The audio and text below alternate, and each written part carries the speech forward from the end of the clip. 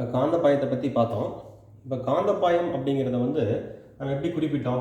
காந்தப்பாய அடர்த்தி அப்படிங்கிறது எப்படி குறிப்பிட்டோம்? காந்தப்பாயம் என்பது பை என்று குறிப்பிட்டோம். காந்தப்பாய அடர்த்தியை நாம் எப்படி குறிப்பிட்டோம் அப்படின்னா B = பை A என்று குறிப்பிட்டோம். இப்போ இந்த இடத்துல நம்ம ஆக்சுவலாக என்ன சொல்கிறோம் அப்படின்னு பார்த்தீங்கன்னா, எப்போவுமே ரெண்டும் ஒரே திசையில் இருக்காது. இப்போ வந்து ஒரு பரப்பு எடுத்துக்கிட்டோன்னு வச்சுக்கங்களேன். இப்போ அந்த காந்தப்புலத்துக்கு நடுவில் இருக்கக்கூடிய பரப்பு வந்து நம்ம இப்படி எடுத்திருக்கோம். இந்த பரப்பின் திசை அப்படிங்கிறத நம்ம எப்படி குறிப்பிடுறது அப்படின்னு பார்த்தீங்கன்னா, இந்த பரப்பு ஆக்சுவலாக என்னுடைய கை தான் பரப்புன்னு வச்சுக்கலாம், வச்சுருக்கேன். செங்குத்து கோடு எடுத்திருக்கேன். இதில் காந்த விசை கோடுகள் சென்றுட்டு இருக்கு. இப்போ இந்த பரப்பினுடைய திசை என்பதை நம்ம எப்படி குறிப்பிடலாம்? இந்த பரப்பிற்கு செங்குத்தாக வரையக்கூடிய ஒரு கோடு. இப்போ என் கை இருக்குது அப்படின்னா, இதில் இந்த பென் இப்படி வச்சுட்டுன்னு வச்சுங்க. இந்த பென் எந்த திசையை நோக்கி இருக்குதோ அதான் பரப்பின் திசை. இப்போ இதில் நான் பரப்பின் திசை இப்படி குறிப்பிட்டேன். இப்போ காந்த விசை கோடுகள் எப்படி செல்லுது அப்படின்னு பார்த்தீங்கன்னா, காந்த விசை கோடுகள் வந்து நமக்கு இதே திசையில் செல்வதாக வைத்துக் கொள்வோமே. அப்போ இது வந்து ஆக்சுவலாக காந்த விசை கோடுகள் திசை பை காந்தப்பாயம், இது வந்து பரப்பு. அப்போ பரப்பு ஏன்னு சொல்லிட்டோம். இப்போ இந்த கண்டிஷனில் நம்ம என்ன சொல்லலாம் அப்படின்னு பார்த்தீங்கன்னா, பை நம்ம என்ன சொல்லலாம் BA அப்படின்னு குறிப்பிட்டலாம்.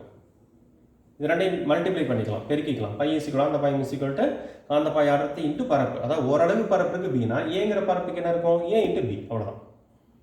இதை வந்து நமக்கு குறிப்பிடும். இன்கேஸ் நமக்கு ஆக்சுவலாக இந்த காந்த விசை கோடுகள் இந்த மாதிரி செல்கிறது, நம்ம பரப்பை வந்து இப்படி எடுத்துக்கணும், கிராஸாக எடுத்துக்கணும். அல்லது பரப்பை இந்த திசையில் எடுக்கிறதுக்கு பதிலாக நம்ம வந்து வேற மாதிரி கூட எடுக்கலாம். இந்த காந்த பரப்பை இப்படி கூட எடுத்துக்கலாம். இப்போ இது பரப்பின் திசையாக இருக்கும். காந்த விசை கோடுகள் இப்படி செல்கிறது, இது காந்தப்பாய அடர்த்தி. காந்தப்பாயம் அப்படிங்கிறத வந்து பயன் கொடுத்துட்டோம். இது பரப்பு A. இப்போ பொதுவாக நம்ம இந்த இடத்துல நம்ம எப்படி குறிப்பிடணும்? பை BAன்னு கொடுத்துருக்குமா? இது Bங்கிறதும் ஏவை பொறுத்த வரைக்கும் நமக்கு என்ன ஆக்ஷன் பார்த்தீங்கன்னா, நமக்கு வந்து திசை இருக்கிறது, Bக்கும் திசை இருக்கிறது. ஆனால் இந்த பை அப்படிங்கிறது வந்து பார்த்தீங்கன்னா, இது வந்து ஒரு ஸ்கேலார் மதிப்பு. அப்போ நீங்கள் மேத்தமெட்டிக்ஸில் நம்ம படிச்சிருக்கோம்.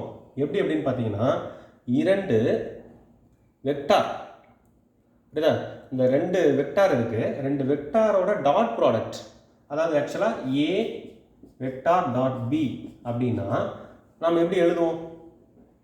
இது வந்து ஸ்கேலாராக மாறுது. 2 வெக்டாரோட இந்த ப்ராடக்ட் மல்டிப்ளிகேஷன் நமக்கு என்னவா வருது? ஒரு ஸ்கேலாராக வருது. அப்போ அது என்ன சொல்லுவோம்? டாட் ப்ராடக்ட் அப்படின்னு சொல்லுவோம். டாட் ப்ராடக்ட்டுங்கிறது தான் நமக்கு இந்த இடத்துல பை.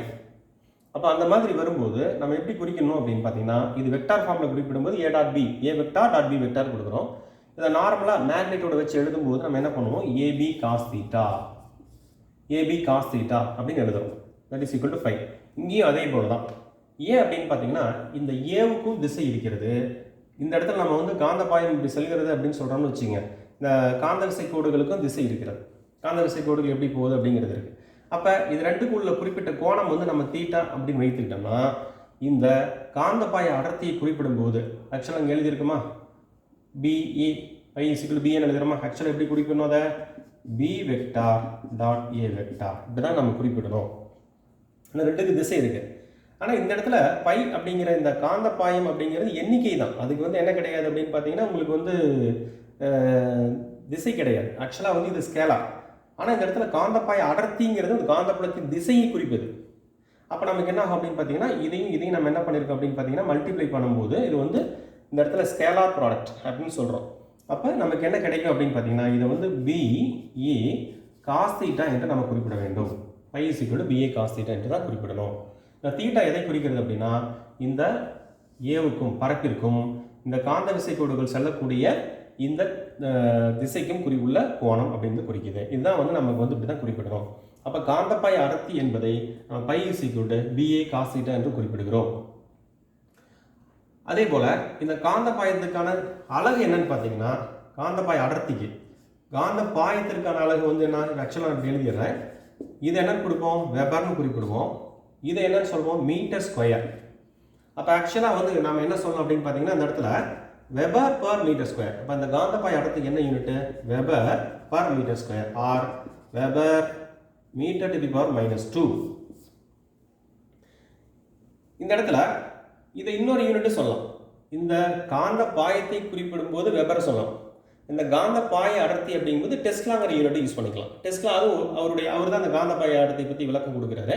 அப்போ நம்ம என்ன சொல்கிறோம்னா, அவருடைய நியமமாக 1 வெபர் பர் மீட்டர் ஸ்கொயர் அப்படிங்கிறத 1 டெஸ்லா என்று குறிப்பிடலாம். 1 டெஸ்லா என்று குறிப்பிடலாம். இது வந்து நமக்கு வந்து பேசிக்காக நம்ம தெரிஞ்சுக்கிட்டோம். அப்போ காந்த பாயம் என்றால் என்ன? காந்த பாயம் என்பது காந்தப்புலத்தில் வைக்கப்பட்டுள்ள செங்குத்தாக வைக்கப்பட்டுள்ள காந்த விசை கோடுகளுக்கு செங்குத்தாக, அதாவது காந்த விசை கோடுகள் இப்படி போயிட்டு இருக்கு அப்படின்னா அதுக்கு செங்குத்தாக நம்ம வச்சிருக்கோம். காந்த விசை கோடுகளுக்கு செங்குத்தாக வைக்கப்பட்டுள்ள கொடுக்கப்பட்ட பரப்பின் வழியாக செல்லக்கூடிய காந்த விசை கோடுகளின் எண்ணிக்கையை காந்த பாயம் என்று குறிப்பிடுகிறோம். அதன் அலகு வெபர். அதே காந்தப்புலத்தில் வைக்கப்பட்டுள்ள ஓரலகு பரப்பின் வழியாக செல்லக்கூடிய காந்த பாயத்தின் மதிப்பை அல்லது காந்த விசை கோடுகளின் எண்ணிக்கையை நம்ம என்ன என்று குறிப்பிடுகிறோம்? காந்த பாய அடர்த்தி B என்று சொல்லி குறிப்பிடுகிறோம். இதை எப்படி குறிப்பிடலாம்? பை பை ஏ என்று குறிப்பிடுகிறோம், வெபர் பர் மீட்டர் ஸ்கொயர். பொதுவாக காந்த புலமும் அதாவது பரப்பும் காந்த விசை கோடுகளும் ஒரே திசையில் இருந்தால் நம்ம ஜென்ரலாக வந்து வெறும் பிஏன்னு மட்டும் போட்டுக்கலாம். ஆனால் நமக்கு திசை இருப்பதனால நம்ம என்ன பண்ணணும்? பி டாட் ஏன்னு கொடுத்துட்டு இதை வந்து ஸ்கேலார் ப்ராடக்ட் கான்செப்டில் BA காஸ் தீட்டா என்று சொல்ல வேண்டும். இப்போ தீட்டா மதிப்பு இருந்தால், ஒருவேளை தீட்டா வந்து நமக்கு இந்த இடத்துல வந்து 0ன்னு வச்சுங்களேன். இந்த கேஸில் பாருங்கள், பை ஏ ரெண்டு நமக்கு ஒரே டைரெக்ஷன் இருக்குது. ஒரே டைரெக்ஷன் இருக்கிறதுனால நமக்கு வந்து இந்த தீட்டா வந்து இந்த இடத்துல 0. உங்களுக்கு தெரியும் காஸ் 0வோட மதிப்பு வந்து 1. அதனால தான் நான் பை ஈஸ்வல் பி ஏன்னு எழுதியிருக்கேன். இன்கேஸ் இப்போ இந்த இடத்துல பார்த்தீங்கன்னா காந்த விசை கோடுகள் இப்படி செல்லுது, பரப்பின் திசை இப்படி இருக்குது. அப்போ அந்த மாதிரி இருந்தால் இப்போ இந்த இடத்துல பார்த்தீங்கன்னா நான் எப்படி போட்டிருக்கேன்? காந்த விசை கோடுகள் இப்படி போட்டிருக்கதா இந்த மாதிரி இருக்கிறதா சொல்லிருக்கேன். பரப்பு இப்படி எடுத்துக்கிறேன் பாருங்கள். காந்த விசை கோடுகள் இப்படியே போகுது. அப்போ இது பரப்பின் திசை. பரப்பின் திசை ஏ. இது காந்த விசை கோடுகளின் திசை. அப்போ நம்ம இந்த கோணம் எவ்வளோ இருக்கும் பாருங்க. இந்த கோணம் எவ்வளோ இருக்கும்? தீட்டா வந்து 90 டிகிரியாக இருக்கும். அப்போ தீட்டா 90 டிகிரி அப்படிங்கும்போது நமக்கு இந்த இடத்துல நம்ம என்ன சொல்லிடலாம்? இந்த காந்தப்பாய் அடர்த்தி இருக்கு பாருங்க. ஆக்சுவலாக நம்ம இது வந்து பையன் குறிப்பிடக்கூடாது, பின்னு வச்சுக்கோங்க. இப்போ பிஏ காந்தப்புலத்தின் திசைக்கும் நம்ம எடுத்துக்கூடிய பரப்பின் திசைக்கும் உள்ள கோணம் வந்து 90 டிகிரியாக இருக்குது. அப்போ ஆக்சுவலாக நமக்கு என்ன இருக்கும்? Phi is equal to BA cos 90 degree. Cos 90 வந்து என்ன? 0. அப்போ இது நமக்கு என்ன ஆகும் அப்படின்னா பார்த்தீங்கன்னா இந்த காந்தப்பாய அடர்த்தி வந்து 0ன்னு சொல்லிடலாம். காந்தப்பாயத்தின் மதிப்பை 0 என்று சொல்லிக்கலாம். அவ்வளோதான். இது பேசிக்காக நீங்கள் தெரிஞ்சுக்கங்க, கன்ஃபியூஷன் வேண்டாம். இது தெளிவான ஐடியா. இதில் அடிப்படையாக வச்சுக்கிட்டு தான் நாம் மின்காந்த தூண்டல் அப்படிங்கிற கான்செப்டுக்கு போக போகிறோம்.